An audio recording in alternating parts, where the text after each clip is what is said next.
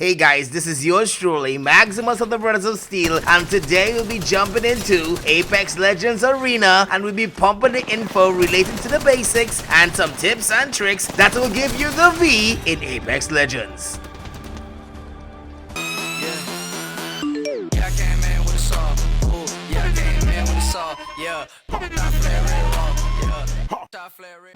So let's get down to the basics. Apex Legends Arena is a permanent game mode, joining the game with Apex Legends Legacy in the Season 9 update. So the game basically is you and your buddies, 3 of you fight 3v3 with other people, and this takes several rounds sometimes. Oh my gosh.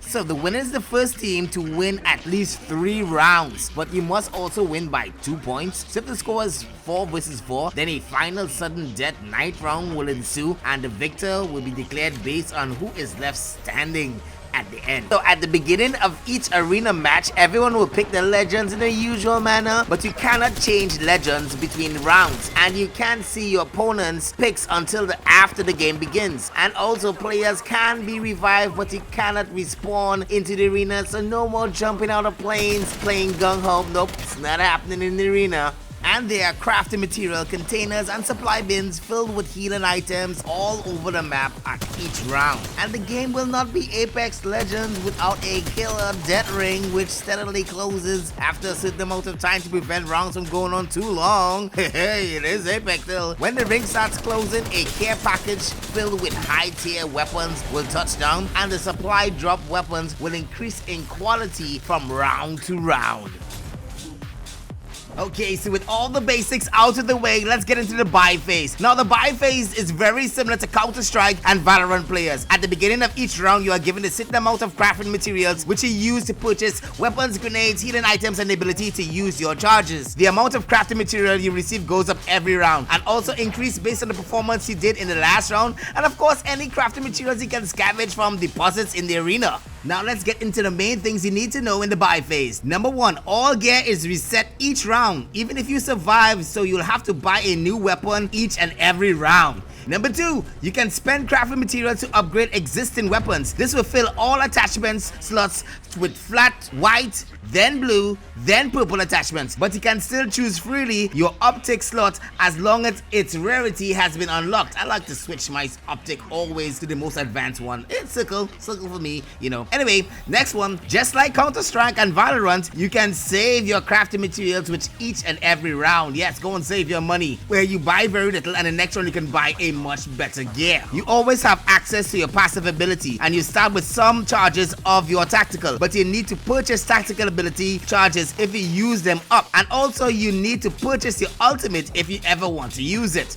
And last but not least, you don't have to buy body shields or helmets in the shop. You're automatically given shields and helmets each round, and the quality of the shields and helmets increase every round. So that's it for the shop buy-in, what you need to know.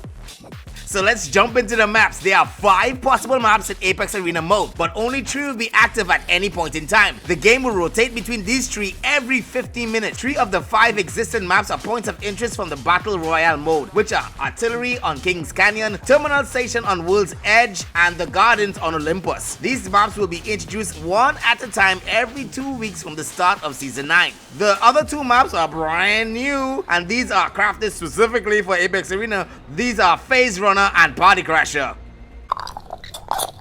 Oh yeah, we reached the juicy part. The basic tips and tricks to get you the edge you need in 3v3 combat in Apex Legends. So let's go. Number 1, prioritize the crafting materials containers. You don't get to keep your weapons from round to round. Even if you win, the kills you net only must you 75 materials each. By contrast, each materials container nets 200 for each and everybody on your team. So even if you lose, you can still win. Prioritizing the crafting material containers is a must if you want to secure the win in the 3v3 combat. Next thing on the list is to start with cheap, strong weapons that don't need upgrades. Don't feel like you need to buy a R99 or a Flat 9 or R301 carbine at the earliest opportunity. Particularly in the early rounds, it's a great idea to go out for a cheaper weapon that will still pack a hell of a punch without attachments, like the G7 Scout or the L-Star. Then you'll have more material to spend elsewhere. Up next, win by attrition. Healing items are so scarce in arena mode compared to battle royale mode, so poking from a long distance is a far more better viable option just to simply bleed out your opponent before going in for the kill once you are sure they have no more healing potential. This is why weapons like the G7 Scout, the Sentinel, and of course a new bow are fantastic choices in this 3v3 arena mode. Let's talk about Loba and Lifeline. Loba can place down her ultimate and steal the healing items from the supply bin on the opponent's side of the map at the beginning of the round. Now that's like so huge. And similarly, Lifeline is important because she can open up the supply bin's secret compartment to gain more shields, more syringes, and a care packet can deck out your team with some highfalutin weaponry even on the economy round. Now that's just fantastic.